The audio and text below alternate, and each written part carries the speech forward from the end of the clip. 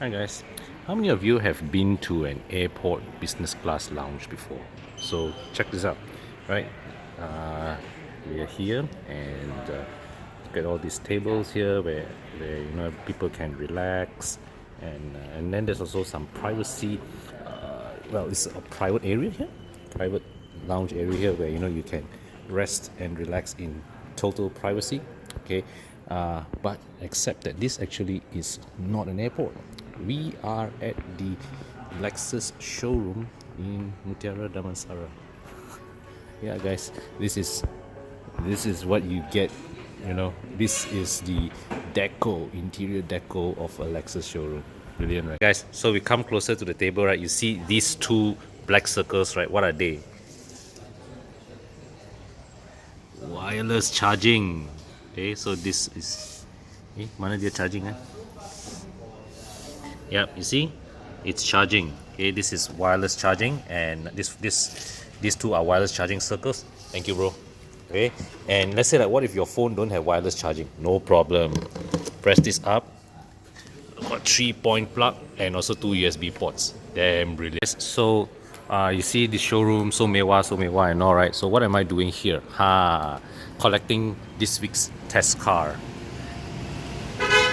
That's it, guys. So today we'll be in this video. I'm driving the LS 500, and if you have seen the interior of that showroom, okay, you know that Lexus gives you very, very special customer experience, and that may go some way in justifying this car's price tag of 1.3 million ringgit.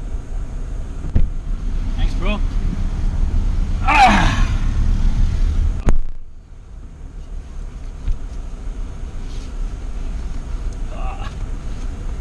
Lovely place right here at the back.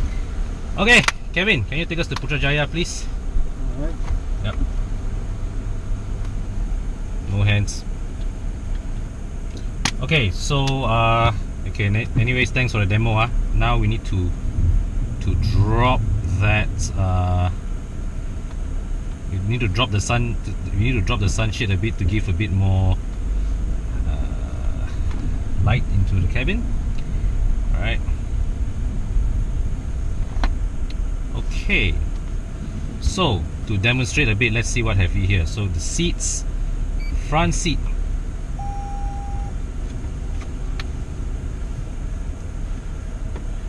this is impressive leg room, man. See that? It's like the seat just goes all the way forward. Kevin, is it obstructing your visibility of the side mirror? It's good. You can see the side mirror? Yes. Clear. Okay, good. Thank you. Right, so seat adjustment and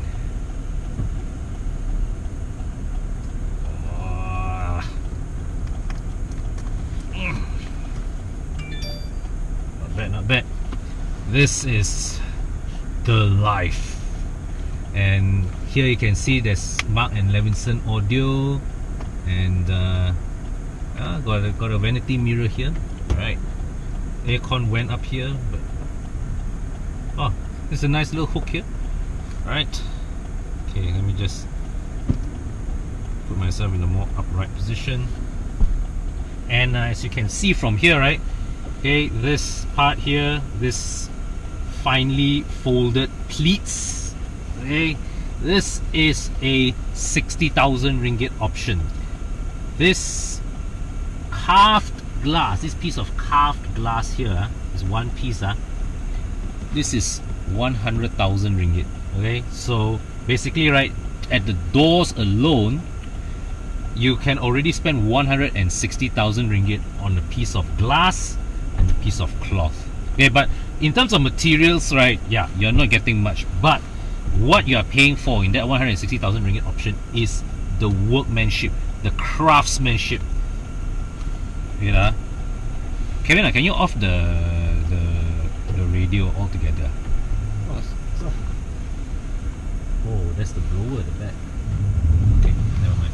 All right, so you are really paying for all the man hours of all the Takumi Sifu in painstakingly carving this and folding these into this very specific patterns. Yeah, so you're really paying for the man hours with this car. You're really paying for craftsmanship as opposed to just materials and features and all that. And the overall quality of this car, as I sit inside here and I touch all these touch points, wow, everything is just so nice. Let's see this cup holder, the motion, right, very nicely damped, and you have this lidded compartment here. Inside here got two USB ports as well, right, and then this touch screen here, which I will show you with my phone camera. Okay, so from here you can control various functions, audio. Okay, right, I've muted the audio, and yeah, you can also control rear, left, rear, right. I think this is for the headphone. Okay, when you access here, you see down here there are two headphone jacks, which you can, so means that your left and right passenger, you can listen to different audios. Okay, you come out climate control. Okay, you can adjust the fan speed here, temperature, left and right side, heated seats, ventilated seats. Yeah. Okay, and let's see what else. So I have seat, this is the seat adjustment, and what have we here? Relaxation, full body simple.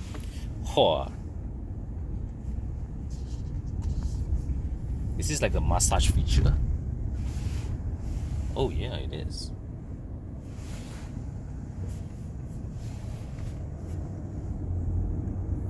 Okay, let's try lower body. Yep, so I can feel balls coming out from within under the seat to massage my body, shoulder, lumbar, various parts lah. Okay, and this controls the sunshades. Got side sunshades and rear sunshade, lights, and also adjust the settings. So very, very nice place to be here. Let me just show you the perspective from where I'm seated. Okay, so there's plenty of room here up ahead. Okay, so that screen responds to really remote inputs from here. Okay, so right, so I am pressing the tuning here, and it is adjusting over there. So I'm adjusting the audio from the back seat here. Okay, adjusting the channel from the back. Okay, so as you can see here, these pleats here, each of these individually hand folded. These also hand carved. Look at the intricacy of these patterns. All right, here you can see here the door handle, very nicely finished as well, beautifully finished.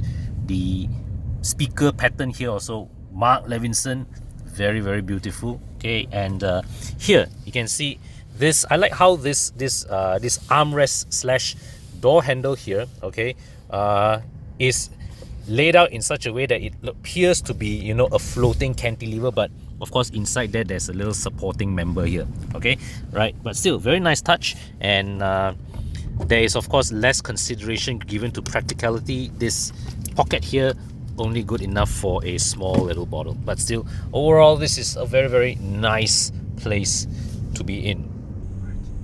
All right, so there are in total 3 variants of the Lexus LS in Malaysia, and the version I'm testing here, this is the mid-range LS 500. Okay, so there are in total 2 engine variants of the LS here in Malaysia. There's the LS 500, there's also the LS 500 hybrid. Both of them, despite their badging, are powered by 3.5 litre V6 engines. Okay, the one in the LS 500 hybrid is naturally aspirated. This one here is turbocharged, and it makes 415 horsepower, 600 Newton meters of torque. So this engine is punchy. All right, and let me just show you.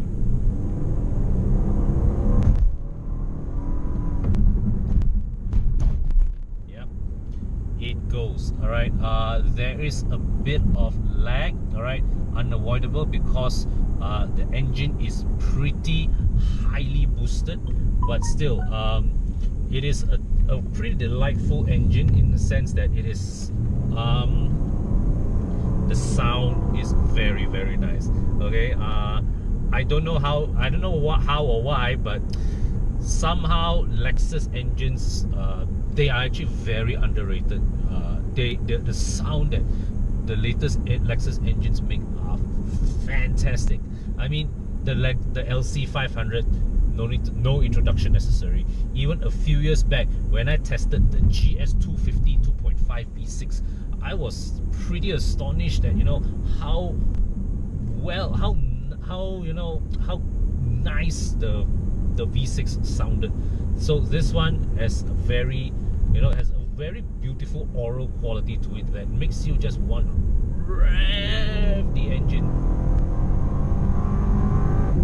Okay, now of course, in terms of handling, it is not as razor sharp as a BMW 7 Series. It never will be, but you can see that the influence of Akio Toyoda in this car. And we all know, Lexus and Toyota chief Akio Toyoda, he is an enthusiast driver at heart. And in recent times, Toyota and Lexus cars have really upped their game in terms of driver appeal. So it does not quite have the dynamic polish of a BMW 7 Series. Maybe they're close to a Mercedes S-Class, but I would say that this car would give you more driving thrills than many of you would imagine possible from a Lexus. All being said, the handling is still decently sharp.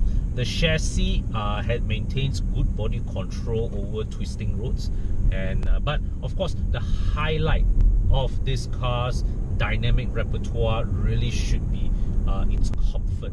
How it manages to it filters out all the potholes and patch roads and surface undulations. So this car is one that is very expertly tuned for comfort, but not to the degree that it is floaty. Yeah, so the suspension still has just about enough firmness to maintain body control as you throw it about. But when you are faced with less than ideal road conditions, it soaks up all the harshnesses in one motion. That's it. Okay, it is only when you hit a bump at ridiculously high speed, as I demonstrated earlier in the video, that the suspension thus bottom out a little. But it manages change of direction far better than I would have expected of a bulky sedan of this size and weight. Yeah, so overall, right, the